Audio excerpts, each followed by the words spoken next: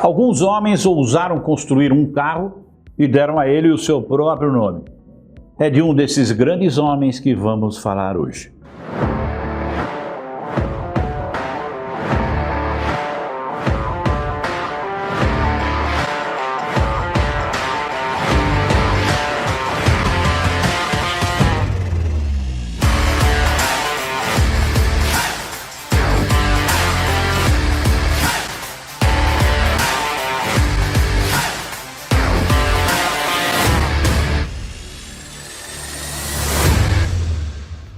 Não foram poucos os homens que emprestaram o seu nome ao carro que construíram. Você certamente conhece alguns deles, se não pelo nome, pelo menos pelo sobrenome. O Henry Ford, o Bruce McLaren, o Carl Benz, da Mercedes-Benz, junto com seu amigo Daimler, que homenageou a mulher, Mercedes. Muitos outros deram o seu próprio nome ao carro que construíram. O Armando e o Luiz, por exemplo, colocaram seus sobrenomes e o nome da França na história da indústria automobilística. Claro, me refiro ao Armand Peugeot e ao Louis Renault. Será que é de um desses homens que vamos falar hoje? Ou seria de Soichiro San, ele que fez do seu nome Honda uma das maiores marcas de automóveis do mundo?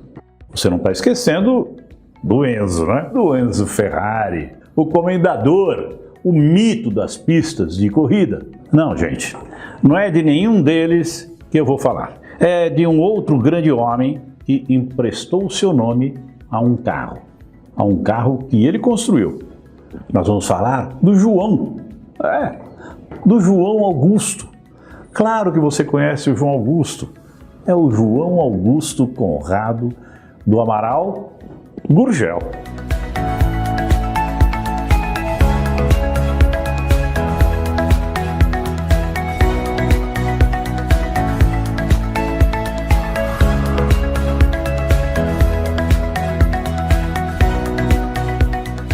O Gurgel era um homem extraordinário, um visionário. Tinha ideias avançadas, era um daqueles homens que enxergam além do seu tempo. Grande empreendedor, um homem destemido. Ele nasceu no dia 26 de março de 1926 na cidade paulista de Franca. E desde criança, criancinha mesmo, 4, 5 anos, já se interessava por máquinas, engenhocas, mexia com engrenagens, passava horas na oficina do avô mexendo com maquinário. Desde muito cedo, ele já tinha a ideia de construir um carro, e desde criança. Esse sempre foi o sonho dele. Na sua formatura na Escola Politécnica da USP, ele apresentou como trabalho de conclusão de curso, na engenharia, o seu TCC, um pequeno veículo de 2 cilindros que batizou com o nome de Tião. O problema é que o pedido do professor era para a construção de um guindaste e não de um carro. Bem, foi então que Gurgel recebeu o primeiro dos muitos desestímulos que levaria durante a sua carreira. O mestre chamou o rapaz de lado e disse o seguinte: escuta aqui, ô Joãozinho, nada disso. Carro não se fabrica, carro simplesmente se compra. Quando entreguei ao professor, o professor me disse: Gurgel, eu não vou ver esse projeto, e se você não entregar o guindaste de coluna em tempo, você vai ser reprovado. Mas professor, eu entrego o guindaste de coluna, mas dá uma olhada no projeto. Eu não vou ver o projeto, Gurgel, porque vou te dizer uma coisa: carro não se fabrica, carro compra-se. Pois é, né? Ele só acabou sendo aprovado na Poli porque o professor reconheceu o seu talento, né? Talento e a ousadia. Como você vai ver, talento e ousadia foram marcas da sua carreira, pautada pela busca do desenvolvimento de tecnologias nacionais e utilizando o capital nacional. Ele dizia com muito orgulho que a empresa dele era muito nacional.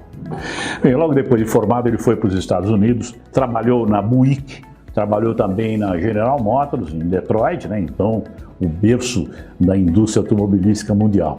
De volta ao Brasil, em 1958, ele criou uma fábrica de moldagens de plástico, a Moplast. 6 anos depois, em 1964, montou a Macan e passou a fabricar pequenos veículos, karts, mini-carros, veículos de carga para uso dentro de fábrica, em aeroportos. Grandes pilotos como José Carlos Patti e Emerson Fittipaldi usaram karts construídos por Gurgel. 5 anos mais tarde, em 1969, ele montou a fábrica Gurgel na cidade de Rio Claro, com a proposta de produzir veículos 100% nacionais.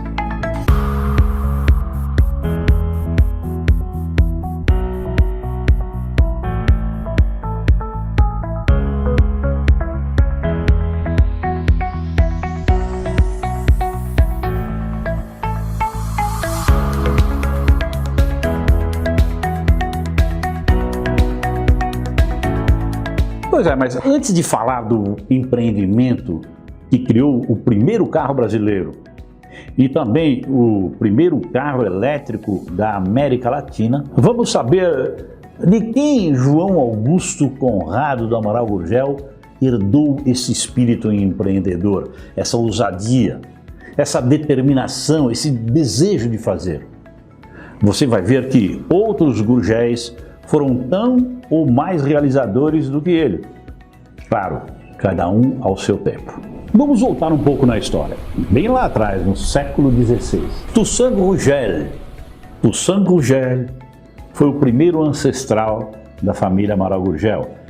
Toussaint Gurgel nasceu em 1576 na Normandia, noroeste da França. Ainda jovem, se dedicou à arte da navegação. Ele chegou ao Rio de Janeiro com 19 anos de idade e já dono de grande conhecimento náutico. Ele chegou ao Brasil já com uma profissão: corsário. Mas corsário não é pirata? É, pirata. E era uma profissão, sim. Olha aqui como era descrito a profissão de corsário. Corsário era alguém que, por missão ou carta de um governo, era autorizado a pilhar navios de outra nação. Que bacana, né? Era um pirata legal. Pirata sobre o caixão, e uma garrafa de rum, deu briga bebida, saiu confusão, Tipo um miliciano. Isso, um miliciano. Como tem hoje ainda em alguns países, né? Será que tem ainda? Acho que não.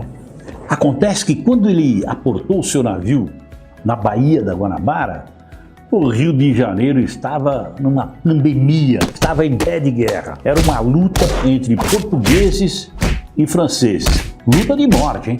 Os franceses tentavam criar aqui a chamada França Antártica. E Gurgel virou prisioneiro. Pois é, ele foi o prisioneiro do coronel João Pereira de Souza Botafogo, que era o comandante da batalha, claro, do lado dos portugueses. Você conhece o Coronel Botafogo? Pelo menos já ouviu falar dele, né? O coronel, então, montou um time de futebol chamado, claro, Botafogo, contratou o Garrincha, mas só iria ganhar um título brasileiro em 1995. Brincadeira, claro. Mas, de qualquer forma, tudo nasceu nas mãos do Coronel Botafogo, né? Tudo começou lá. Ele ampliou a sua presença na sociedade carioca ao casar com Domingas Araão do Amaral, uma brasileira, filha de portugueses. Domingas era afilhada de quem? Do Coronel Botafogo, aquele que prendeu o Gurgel. E o casal formou uma das mais importantes famílias do Rio de Janeiro, família Amaral Gurgel. Além de frequentar a igreja, ser um homem temente a Deus, representante da tradicional família aristocrática, respeitador dos costumes, respeitoso da fidelidade conjugal, o que se chama hoje de homem de bem, o Toussaint gostava de caçar e pescar na companhia de amigos, levava escravos e índios para acompanhá-lo. Claro, quem é que ia colocar minhoca no anzol, né? Levar o isopor com a cerveja? Mas é isso mesmo, né? Ele saía com os amigos e ficava semanas na floresta, sumido, para refrescar a cabeça das pesadas tarefas do dia a dia. Somente após a sua morte, na verdade, no dia do seu velório, é que a esposa soube qual eram exatamente os produtos das suas caçadas. Isso quando ela, os 7 filhos, uma dúzia de índias da tribo Tamoios e outros 41 filhos mamelucos choravam a sua morte na beira do caixão. Mas a nossa história é do João, que assim como Henry Ford, Bruce McLaren, Carl Benz, Armand Peugeot, Louis Renault, Soichiro Honda e Enzo Ferrari, transformou o seu nome num carro. João Conrado Augusto do Amaral Gurgel, esse da nossa geração, da minha geração, teve uma carreira marcada pela busca do desenvolvimento de tecnologias nacionais e utilizando o capital nacional. Como eu disse, ele gostava de dizer que ele era uma indústria muito nacional, né? Brincando com a multinacional. Ele era um sujeito calmo, de fala mansa, raramente se exaltava. Era um homem grandalhão, acho que mais de 1,90 m, tenho a impressão, imponente, mas gentil e afável com as pessoas. Pelo menos em público, né? Pelo menos o que eu presenciei, eu estive várias vezes com ele. Algumas pessoas que conviveram com ele mais de perto dizem que ele era um homem, como dizer, temperamental. Ele teria, por exemplo, demitido uma funcionária porque ficou irritado com o barulho do salto do seu sapato ao caminhar pela fábrica lá em Rio Claro. Eu, como disse, estive algumas vezes com ele e eu só o vi realmente irritado uma única vez, numa entrevista no programa Roda Viva, do qual eu era um dos entrevistadores. Era a época do Proálcool, o carro a álcool, que virou febre no Brasil, né? Não se vendia carro a gasolina de jeito nenhum, só carro a álcool. E não era flex, não. Você só podia usar álcool no tanque, não tinha essa opção que tem hoje. E era o orgulho da nação. Mas Gurgel era radicalmente contrário ao uso do álcool como combustível. Na época eu dei um depoimento para um trabalho, um TCC provavelmente, sobre o Gurgel e relatei a aflição dele no programa Roda Viva em meter o pau no carro a álcool. Dá uma olhada nessa gravação. Tive a oportunidade de entrevistá-lo naquele programa Roda Viva da TV Cultura. Eu me lembro muito bem que no primeiro, o programa é dividido em duas partes, tinha apenas um intervalo na época. No primeiro bloco, nós não tocamos no assunto pro álcool, só falamos de outras coisas. Quando entrou o intervalo, ele falou: pô, vocês não vão me perguntar do pro álcool? Quero falar do pro álcool, quero meter o pau no pro álcool. Quer dizer, o desejo dele era provocar essa polêmica, porque o pro-álcool era uma coisa bem valorizada na época, e a posição dele era a seguinte: nós estamos usando as terras nobres do nosso Brasil, quer dizer, o interior de São Paulo, por exemplo, para plantar comida para o carro, e deixando de plantar comida para o homem. Eu lembro bem, viu? Vocês não vão perguntar do pro-álcool? Eu quero falar do pro-álcool. Eu vim aqui para meter o pau no pro-álcool, nessa aberração, onde já se viu. Ele sempre repetia a sua máxima: terra fértil é para plantar alimento para o homem, não é para plantar alimento para o carro, não. Inclusive ele falava o seguinte: o caminhão que vai buscar o álcool na usina e leva para os postos de combustíveis é o quê? Movido a diesel. Olha a incoerência. João Conrado Augusto do Amaral Gurgel tinha suas manias, né, as suas obsessões. Uma era essa repulsa ao carro a álcool. A outra era a repulsa pelo carro de metal. Todos os seus carros eram feitos de fibra de vidro, chamava de carro de plástico. Mas é que naquela época o carro enferrujava. Tanto que, eu me lembro bem, na hora de comprar um carro usado, você tinha que investigar os pontos de ferrugem. Você verificava os pontos de ferrugem para ver se valia a pena investir numa repintura do carro. Hoje não, né? Hoje tem 4, 5, 6 camadas de tinta, você não vê mais carro enferrujado nem nas cidades praianas, né? A Gurgel Motores, na cidade de Rio Claro, foi uma verdadeira revolução. A cidade virou referência de carro elétrico. Isso em 1980. Da fábrica de Rio Claro saíram dezenas de modelos e tantos outros protótipos. Ó, para falar alguns deles aqui. Em 1969 nasceu o Ipanema. Em 1970 o Bugato, um bug. Em 71 o Chavante. Em 76 o X20. Depois vieram o X12, que ficou em linha por muito tempo. Em 1975 o Itaipu, o primeiro carro elétrico, que foi até 1982. Aliás, avisa o Elon Musk, hein, da Tesla, ele que não sabe nada, porque ele tinha 3 anos de idade, 3 anos de idade, quando o Gurgel construiu o carro elétrico, tá? Depois vieram outros, o Chefe, o Carajás, o BR-800. Nos anos 90 lançou mais 2, o Moto Machine e o Super Mini. Na cidade de Rio Claro, ele instalou carregadores públicos nas praças, pontos da cidade, com o apoio da prefeitura. Era uma ousadia que nenhum outro homem tinha tentado no Brasil. E nenhum tentou depois disso, só agora que está começando o carro elétrico. Imagine postos de abastecimento para carro elétrico em 1981. Isso que nós estamos iniciando hoje.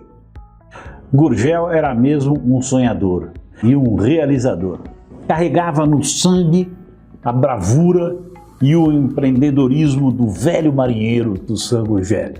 Em 1996, a abertura do mercado brasileiro decretou o fim do sonho. Gurgel sofreu muitas críticas, que o processo de produção da fibra para a carroceria era rudimentar, que os seus carros tinham erros primários de projeto e de construção, que o BR-800 era um absoluto desastre. Não faltaram críticas, críticas que vinham de todos os lados. Mas mesmo os seus mais severos críticos reconhecem o mérito e a importância e enaltecem o papel de Gurgel na indústria automobilística brasileira. Sofrendo do mal de Alzheimer, João Augusto do Amaral Gurgel morreu em São Paulo no dia 30 de janeiro de 2009, aos 82 anos de idade. Mas deixou a esperança da construção do carro brasileiro. Um projeto que outro grande visionário e empreendedor da indústria automobilística brasileira ousou tentar, mas não viveu o suficiente para isso. Mas a história do Dr. Carlos Alberto de Oliveira Andrade vai ficar para um futuro episódio. Hoje as nossas homenagens são para esse grande brasileiro chamado João Augusto Conrado do Amaral Gurgel. Ele que, na pior das hipóteses, lançou a semente para que possamos acreditar nos nossos sonhos. Até!